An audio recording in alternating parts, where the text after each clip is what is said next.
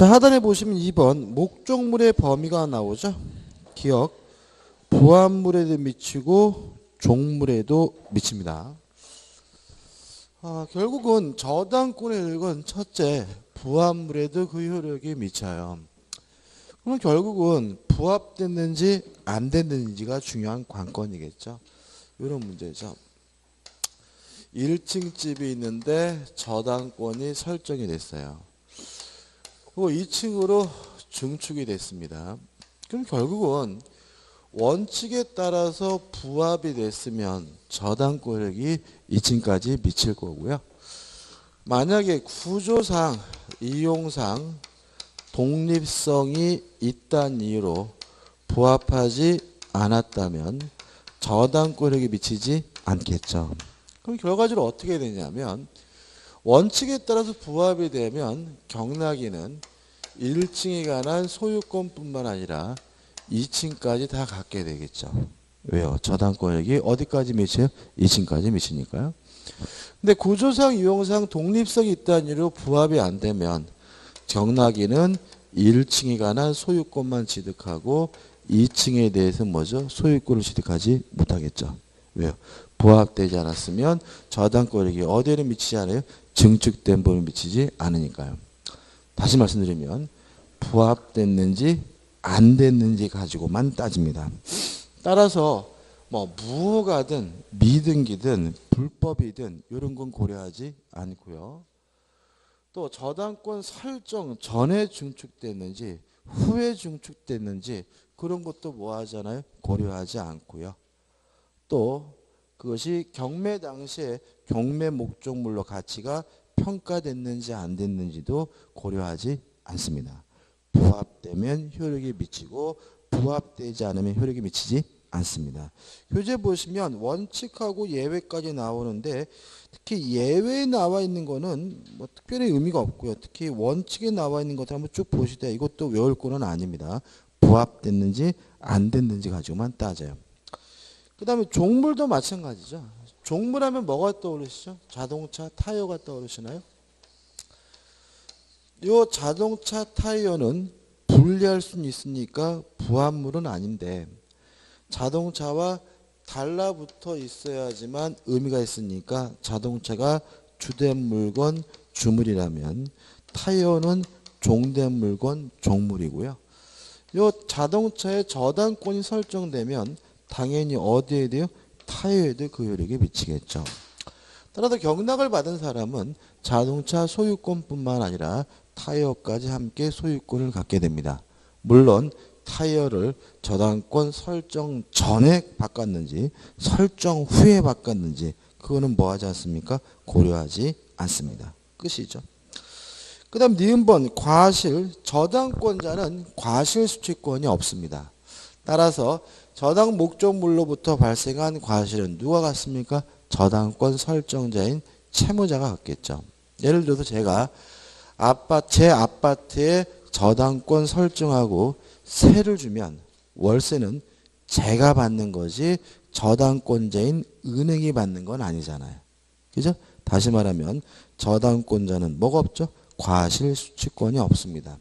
만약에 과실 수취하고자 한다면 그 목적물을 뭘 해야 되냐면 압류를 해야 돼요. 압류. 그럼 이렇게 되는 거죠. 저당권자는 압류하지 않는 한 과실을 수취할 수가 없다. 땡이고요. 하단에 불가분성 해가지고 전액 변제할 때까지 목적물 전부의 그 효력이 어떻게 해요? 미치고요. 넘겨보시면 물상대는 제가 아까 설명을 드렸고 그 다음에 저당권의 실행에서 또 나오죠. 그 박스 나오고 우측에 보시면 유조당이란 말이 나오는데 안 해도 상관없고 그 다음에 우측 하단에 저당권의 용익관계 해가지고 442페이지 상단까지는 저번 주에 했던 경매로 끝나는 거죠. 다시 말하면 용익권이 소멸되는지 안 되는지 여부는 누구하고 비교합니까? 최우선순위 저당권과 비교해서 소멸 여부를 판단합니다. 이제 442페이지 오시면 이제 뭐가 나오냐면 법정 지상권이 나옵니다.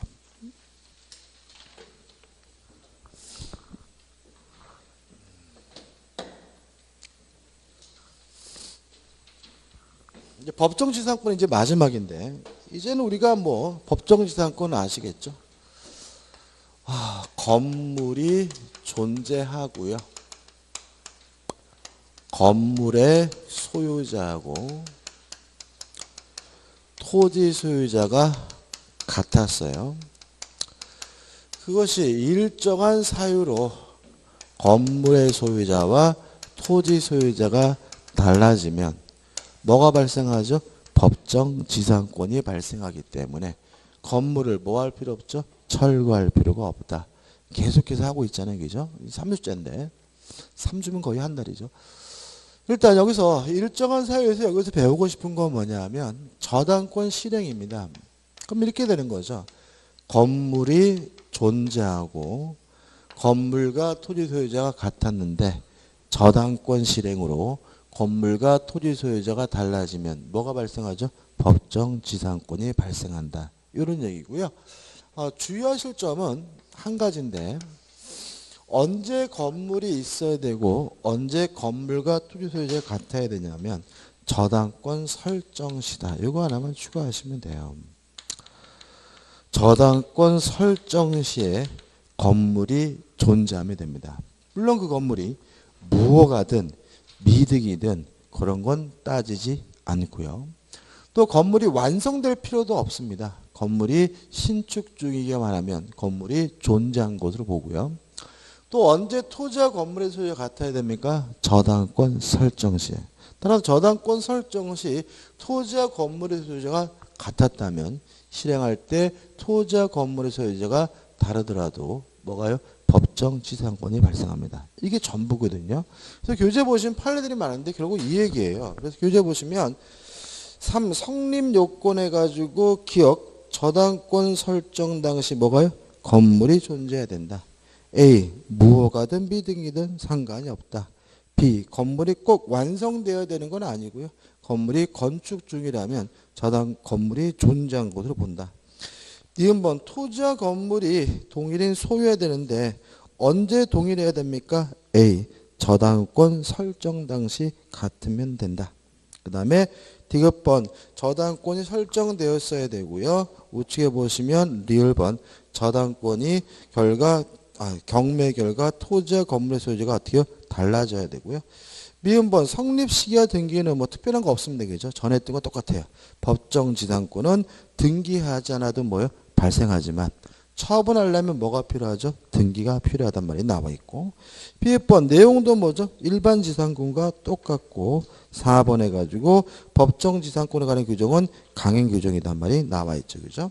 그다음에 판례가 또 쭉 나오는데 일단 이제 우리가 법정지상권 다 끝났거든요. 다 끝났는데 여러분들이 판례라고 해서 따로 기억해야 될 거를 말씀드릴 건데 두 가지를 말씀드릴 거예요. 요 두 가지 판례는 그냥 외우세요. 외우시는 게 더 편합니다. 이해하기보다는. 어떻게 외울 거냐면 두 가지. 첫째, 토지와 건물이 함께 매매된 경우입니다.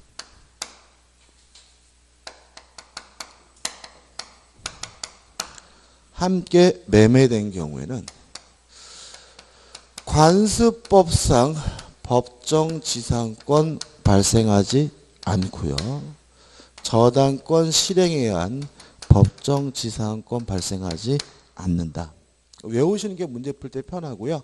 그래서 문제 풀 때 함께 팔렸다 이런 말이 나오면 결론은 항상 뭐 해야 돼요? 모든 법정지상권이 발생하지 않는다가 결론이어야 되고요. 중간 과정은 읽어볼 필요도 없습니다. 토지와 건물이 함께 매매된 경우에는 법정지상권 발생하지 않는다. 이거 외우시기 좋고. 그 다음에 두 번째인데 이것도 외우는 게 좋은데 일단 저당권 설정 당시 건물이 있었다면 건물이 철거되더라도 법정지상권 발생하는 거예요. 왜냐하면 지상권은 토지 사용권이지 건물에 대한 권리가 아니거든요. 또 물론 저당권 설정 당시에 건물이 있기만 하다면 나중에 건물이 철거되더라도 법정지상권이 뭐도 안 돼요? 소멸도 안 되는 거죠. 다시 말하면 저당권 설정 당시 뭐만 있으면 돼요? 건물만 있으면 되고 철거되든 그런 건 고려하지 않습니다. 근데 문제는 예외가 있는데 토지와 건물에 공동 저당이 설정이 됐어요. 공동 저당이 설정된 후 건물이 철거되고 신축한 경우에는 법정지상권이 발생하지 않는다. 이렇게 외우시는 게 좋습니다. 다시 한번요. 건물이 철거되더라도 원칙적으로 법정지상권은 발생합니다. 다만 토지와 건물에 뭐가요? 공동저당이 설정된 경우에는 철거되고 신축된 건물에 대해서는 법정지상권이 인정되지 않는다. 이 두 가지만 외우시면 돼요. 그래서 첫째, 토지와 건물이 함께 매매된 경우, 토지와 건물에 공동저당이 설정된 후 건물이 철거된 경우에는 법정지상권 발생하지 않는다. 이렇게 좀 기억하시면 되고요. 그래서 교재 그 판례를 잠깐 보면 3번 판례 볼까요? 이렇게 된 거죠. 3번 판례 보시면 동일인 소유에 속하는 토지 및 그 지상 건물에 관하여 공동저당이 설정된 후 그 지상 건물이 철거. 그러면 더 이상 읽을 필요가 없는 거예요. 결론은 뭐가 되는 거예요? 법정지상권이 성립되지 않는다가 되는 거죠. 그래서 맨 밑에 보시면 법정지상권이 성립되지 않는다. 이렇게 되는 거고요. 그래서 교재는 없지만 토지와 건물이 함께 매매된 경우에도 함께 팔렸다라는 말이 나오면 결론은 뭐라고요? 법정지상권 성립되지 않는다라고 정리하시고 들어가시면 됩니다. 끝입니다. 그 다음 넘겨보시면 3번에서 저당 토지 위에 건물에 대한 뭐가 나오냐면 일괄 경매 청구권이 나오고 있습니다.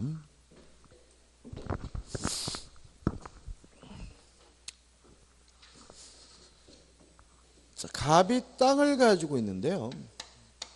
나대지예요. 건물이 없어요. 이런 상태에서 을 앞에 토지에 관한 저당권이 설정이 됐어요. 이거 순서입니다. 일은. 그리고 나서 갑이 건물을 신축했어요. 그리고 갑이 돈을 안 갚자 을은 토지 저당권자니까 뭐만 경매했냐면 토지만 경매했어요. 그래서 병이 경락을 받았고요. 여전히 이 건물은 갑의 소유예요. 그러면 갑에게 법정지상권이 인정이 되나요? 안 되나요? 안 되겠죠? 그죠? 저당권 설정 당시 뭐가 없어요? 건물이 없으니까요. 그죠? 따라서 이 건물은 뭐가 돼야 됩니까? 철거가 돼야 됩니다. 자, 근데 문제는 뭐냐면 이렇게 건물이 철거가 되면 채권자도 채무자도 좋을 게 하나도 없어요. 한번 생각해 볼까요? 을이 받아야 될 돈 예를 들어서 1억이고 토지 경매상가가 1억이고 건물 경매상가가 1억이라고 가정을 해볼게요. 이런 상태에서 토지만 경매되면 절대로 1억이 안 나와요. 왜 그러냐면 경락을 받은 사람은 건물을 철거해야지만 땅을 쓸 수가 있다는 얘기는 경락인에게는 엄청난 부담이죠. 건물 때려 부시는 게 뭐예요? 쉬운 일은 아니잖아요. 그러니까 계속 뭐 하게 돼요? 유찰되게 되거든요. 이런 경우에. 유찰돼서 예를 들어서 만약에 6천만 원에 낙찰됐다. 그러면 을은 받아야 될 돈이 얼마예요? 1억인데 얼마밖에 못 갚아요? 6천밖에 못 받죠. 갑은 더 큰일 납니다. 왜 그러냐면 건물은 반드시 철거되겠죠. 왜냐하면 병은 어떤 사람이에요? 결심한 사람이잖아요. 왜 6천만 원 됐어요? 내가 기필코 이 건물을 뭐죠? 때려 부시겠다고 뭐죠? 결심한 사람이잖아요. 그러니까는 결국은 시간은 좀 걸리더라도 갑은 건물을 반드시 뭐죠? 철거당하게 되고 그럼 갑은 얼마 날렸어요? 2억 날렸죠. 2억 날렸는데 얼마밖에 못 갚았어요? 6천만 원 빼. 그럼 갑은 또 뭐예요? 엄청난 피해인 거죠. 그래서 꼭 이럴 때 토지만 경매해드리냐? 그럴 필요는 없다. 이때 을은 건물과 토지를 한꺼번에 싹 경매에 넣을 수가 있는데 이걸 뭐라 그러냐면 일괄 경매 청구권 또는 일괄 경매권이라고 하고요. 그러면 이제 제가 다 받겠죠. 제값을 다 받는데 어차피 이 사람은 토지 저당권자니까 토지 대금에서만 뭘 받을 수 있어요? 우선 변제받는 것이 가능합니다. 까지 왔죠? 주의할 점은 두 가지입니다. 첫째는 토지만 경매할지 아니면 일괄 경매할지 저당권자가 자유롭게 선택하는 것이 가능하다는 입장입니다. 일반적으로 일괄 경매하는 게 유리하죠? 그죠? 근데 을이 나는 토지만 경매하겠다라고 했을 때 막을 수 없다는 입장이에요. 다시 말하면 갑은 을에게 일괄 경매해달라고 요구할 수는 없습니다. 누구 마음이죠? 을 마음이에요. 두 번째 주의할 점은 일괄 경매가 인정이 되려면 반드시 저당권 설정자인 갑이 소유하고 있어야 됩니다. 왜냐하면 남의 건물을 함부로 뭐 할 수는 없는 거예요? 경매할 수는 없는 거거든요. 따라서 만약에 정이 신축하고 정이 소유하고 있는 건물이라면 이 건물은 을이 뭐 할 수 없는 거죠? 일괄 경매할 수가 없는 거예요. 근데 만약에 정이 신축했더라도 갑이 소유권을 넘겨받아서 갑이 소유하고 있다면 이때는 을이 일괄 경매가 가능하다는 게 판례 입장입니다. 다시 말하면 누가 신축했는지는 고려하지 않고요. 누가 소유하고만 있다면요. 저당권 설정자가 소유만 하고 있다면 일괄 경매가 가능하다는 것이 우리 판례 입장입니다. 그래서 교재 보시면 의 나와 있고 인정 이유 나와 있고 3번 법적 성격에서 요거죠. 저당권자가 자유롭게 선택할 수 있다는 말이 나오고요. 4번 요건해가지고 기억 저당권 설정 당시에 지상의 건물이 없고 니은번 저당권 설정자 건물을 축조하여 소유하고 있을 것인데 축조하여라는 네 글자는 지우셔야 돼요. 누가 지었는지는 뭐죠? 고려하지 않습니다. 누가 소유하고 있는지만 고려해요. 따라서 저당권 설정자가 뭐만 하고 있으면 돼요? 소유만 하고 있으면 되는 거죠. 따라서 B번 제3자 건물을 축조하고 제3자가 소유하고 있으면 일괄 경매는 뭐 하지 않습니까? 인정되지 않지만 우측에 2 해가지고 제3자가 축조한 건물이더라도 나중에 저당권 설정자가 소유권을 취득했다면 일괄 경매가 뭐예요? 가능해요. 따라서 누가 건물을 지었는지는 고려하지 않고 누가 소유하고만 있으면요. 저당권 설정자가 소유하고 있으면 일괄 경매가 가능합니다. 효과 뭐에서만요? 토지 대금에서만 우선 변제 받을 수가 있습니다. 4번 제3취득자의 지위가 나오고 의의와 보호의 필요성이 나오는데 제3취득자는 누구를 말하냐면요. 저당권이 설정된 후에 권리를 취득하게 된 사람을 우리가 뭐죠? 제3취득자라고 하고요. 특징은 경매가 되면 저당권보다 늦기 때문에 무조건 그 권리를 뭐하게 돼요? 박탈당하게 되는 거죠. 일단 제3취득자를 지위에서 맨 밑에 보시면 기억, 경매인이 될 수 있다라고 나와 있는데 요 매자가요. 살매자입니다. 우리가 이건 한자라도 가끔 나오는데 매매할 때 이렇게 쓰거든요. 그래서 앞에 매는 뭐죠? 팔매. 뒤에 매는 뭐죠? 살매요. 그래서 요 매자, 살매자입니다. 그래서 여기서 말하는 경매인이라는 말은 경락을 받는 것이 뭐죠? 가능하다. 이런 얘기예요. 원래요. 예를 들어서 지웠나요? 여기서 갑의 토지가 경매가 됐을 때 갑이 경락 받을 수 있을까요? 못 받아요.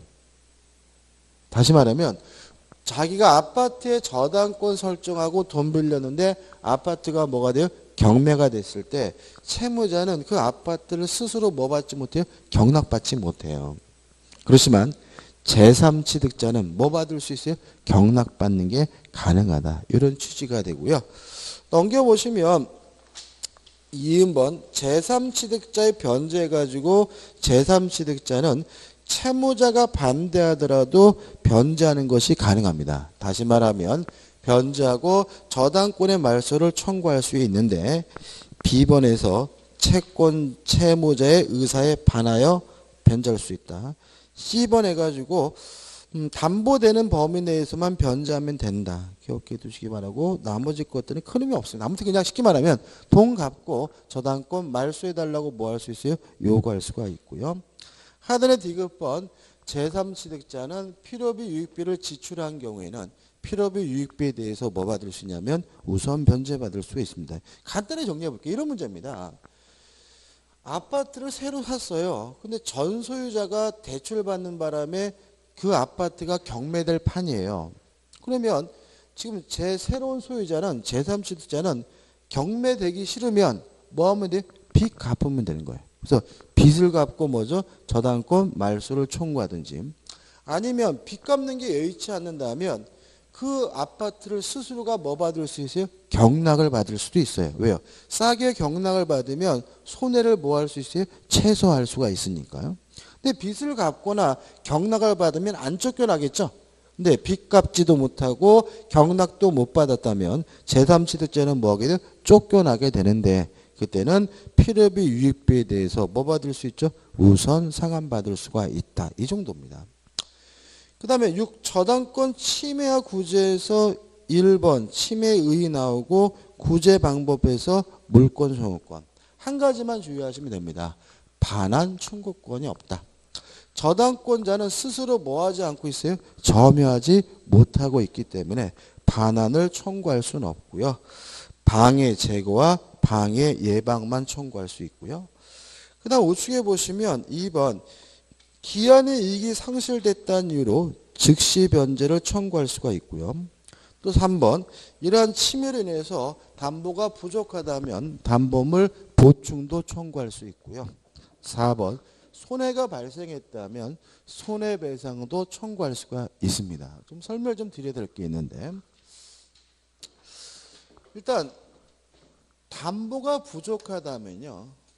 다시 말하면 저당권 설정자의 책임 있는 사유 고의나 과실로 인해서 담보가 부족하게 되면 이때 저당권자는 담보물 보충을 청구할 수가 있고요.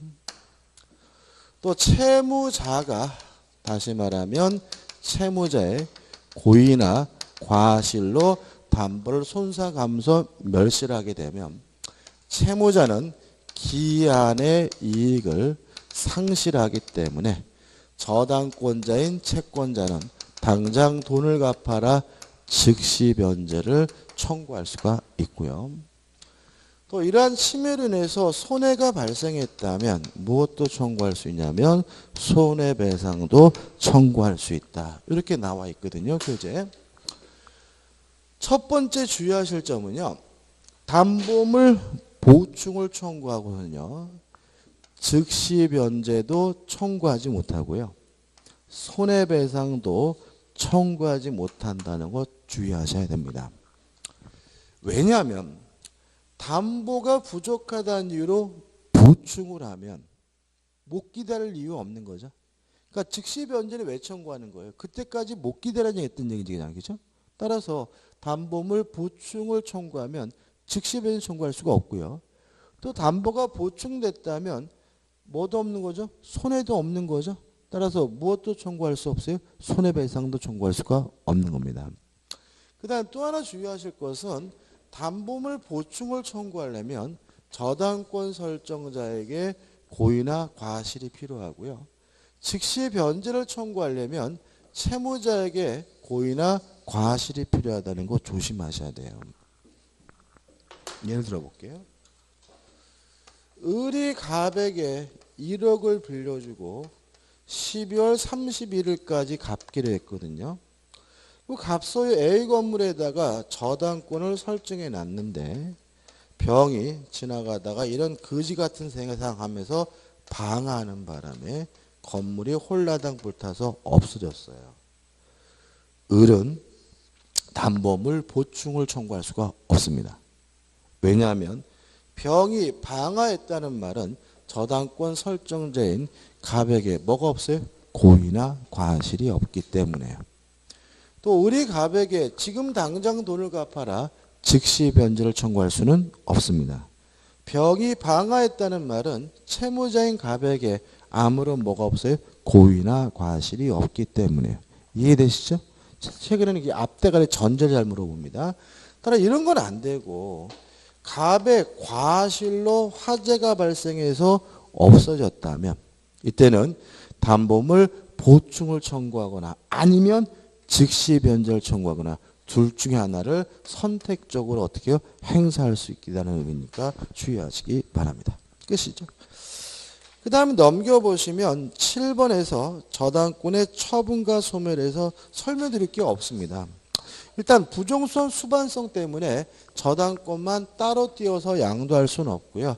채권과 함께 처분하게 되고 채권이 이전되면 저당권도 쫓아가는 것이 원칙이고 이걸 우리가 뭐죠? 수반성이라고 하죠. 그 다음 우측에 3번 지상권 전세권을 목적으로 하는 저당권 해가지고 이 저당권이 어디에 설정됐어요? 지상권 전세권에. 따라서 지상권 전세권이 소멸하게 되면 저당권도 자동으로 뭐하게 돼요? 소멸되기 때문에 371조 2항 해가지고 동의 없이는 임의적으로 지상권 전세권을 소멸하게 하는 행위를 하지 못하도록 뭐하고 있죠? 금지하고 있고요. 확인 문제입니다. 저당권에 관한 다음 설명 중 잘못된 것을 1번 저당권에는 유치적 효력이 없다. 5죠. 2번 저당권자도 채무자의 일반 재산에 대하여 강제 집행할 수 있다. 5죠. 왜냐하면 저당권자도 이코로 뭐예요? 채권자니까요. 3번 저당권이 침탈된 때에는 저당물 반환을 청구할 수 있다. X죠. 저당권자는 스스로 점유하지 못하는 권리므로 저당권을 이유로 뭐 할 수 없습니까? 반환을 청구할 수가 없죠. 4번 저당권은 타인의 권한에 의하여 부속시킨 것에는 효력이 미치지 않는다. 그러면 타인의 권한에 의하여 부속시켰다라는 말은 뭐냐면 부합되지 않았다는 얘기죠. 이해되시나요? 그죠? 부합물에는 저당권력이 어떻게 미치고 부합되지 않으면 저당권력이 미치지 않으니까 타인의 권한에 의하여 부속시켰다는 말은 부합되지 않았다는 얘기고 효력이 미치지 않는다. 맞는 질문이죠. 5번 저당권 설정 이전에 저당물에 관한 제3자의 용익물권. 그러면 이 용익물권이 저당권보다 빠르다는 얘기잖아요. 경매가 되더라도 용익물권은 뭐 되잖아요? 소멸되지 않으므로 저당권 실행 이후에는 아무런 영향이 없다는 질문도 맞는 질문이고 답은 뭐죠? 3번이 되는 거죠. 넘기셔서 이제 뭐가 나오냐면 특수저당권에서 근저당이 나옵니다. 일단 근저당에 대해서는 특별히 뭐 중요한 건 아니고요. 개념만 좀 생각해 보시면 되는데 간단하게 말씀을 드리면 근저당권이란 건 뭐냐면요. 계속적 거래 관계에서 발생하는 불특정, 불확정, 미래의입니다. 미래의 채권을 채권 최고액 범위에서 우선 변제받을 수 있는 담보물권을 우리가 근저당권이라고 합니다. 그래서 근저당권의 가장 중요한 특징은 이 채권이 불특정, 불확정, 미래의 채권이라는 점이고요. 불특정, 불확정, 미래의 채권이라는 말은 채권이 증감 변동한다는 거거든요. 그럼 증감 변동하다가 빵원이 될 수도 있겠죠. 빵원이 되더라도 계속적 거래 관계가 유지가 되는 한 근저당권은 소멸되지 않기 때문에 근저당권의 가장 중요한 특징은 부종성이 배제되어 있다는 특징이 있다는 거 좀 주의하시기 바라고요. 아무튼 채권 최고액 범위 내에서 우선 변제받을 수가 있습니다. 그래서 교재 보시면 2번 특수성 해가지고 기억 채권의 뭐죠? 불확정성. 2번 부종성에 완화해가지고 계속적 거래가 관계가 유지가 된다면 중간에 채권이 소멸되더라도 근저당권은 소멸되지 않는다는 말이 나와 있고요. 3번 근저당권 성립해가지고 설정계약과 우측에 등기라면 성립하게 되는데 근저당권 설정 등기에서 반드시 등기해야 되는 사항은 두 가지입니다. 근저당의 취지와 채권 채권입니다. 특히 채권 채권 잊지 마시기 바라고 나머지 것들은 뭐죠? 필요적 등기 사항이 아닙니다. 특히 이자에 대해서는 등기 능력 자체를 인정하지 않고 있다는 거 주의하시기 바라고. 아무튼 그 채권 채고액만 필수적 등기 사항이고요. 4번 근저당권 효력회에서 기억 채권 채고액이 나오는데 우선 변제 받을 수 있는 한도액을 말하고요. 따라서 채권 채고액을 초과한다면 우선 변제 받을 수가 없고요. 유의하실 것은 이해가지고 이자도 포함되고 위약금, 채무불이행으로 인한 손해배상, 지연배상금도 포함되고요. 1년 분해하지 않고요.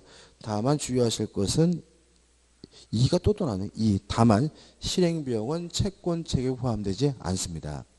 왜 그러냐면 실행비용은 누가 받을 돈이냐면 법원이 받을 돈이죠. 근데 만약에 채권 최고액을 그 금액을 포함시켜 버리면 채권자가 받을 돈이 줄어들어요. 그래서 실행비용은 따로 계산하지 채권 최고액에 포함시키지는 않고요.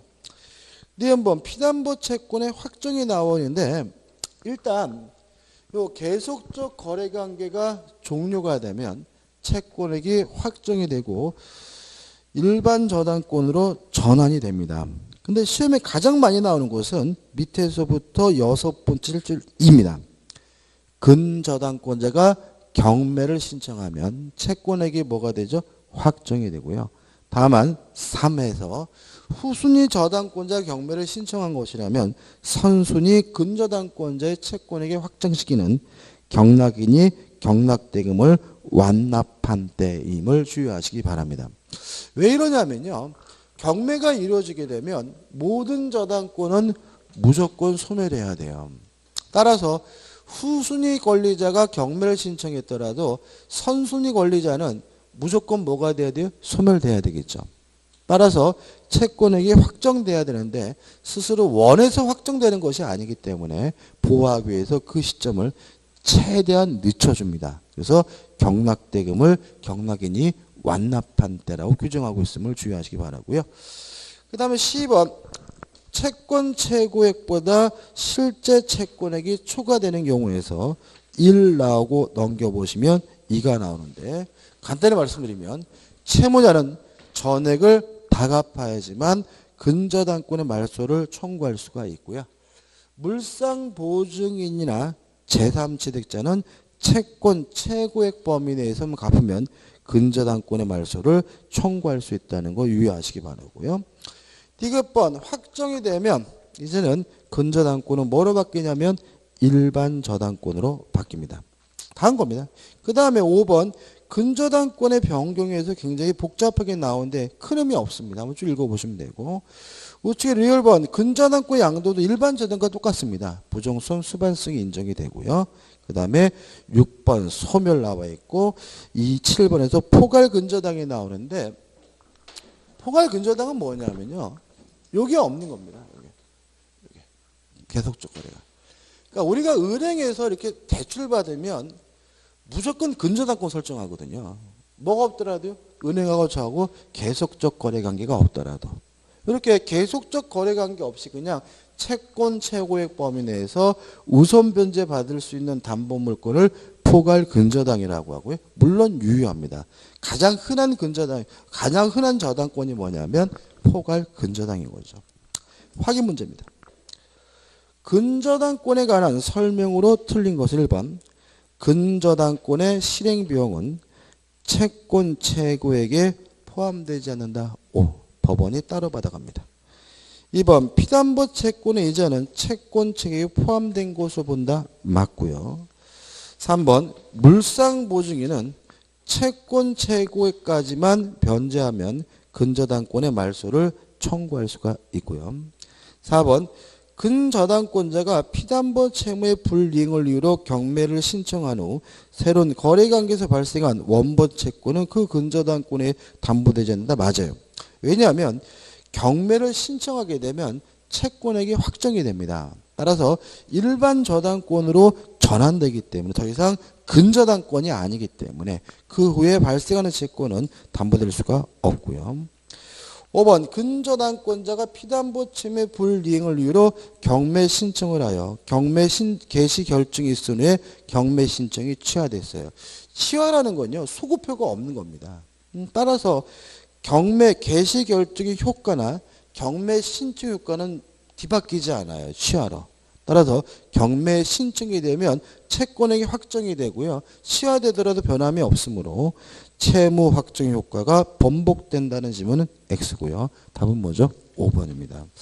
좀 쉬었다가 이번 공동저당 좀 시간이 좀 걸리거든요. 쉬었다가 좀 보도록 하죠.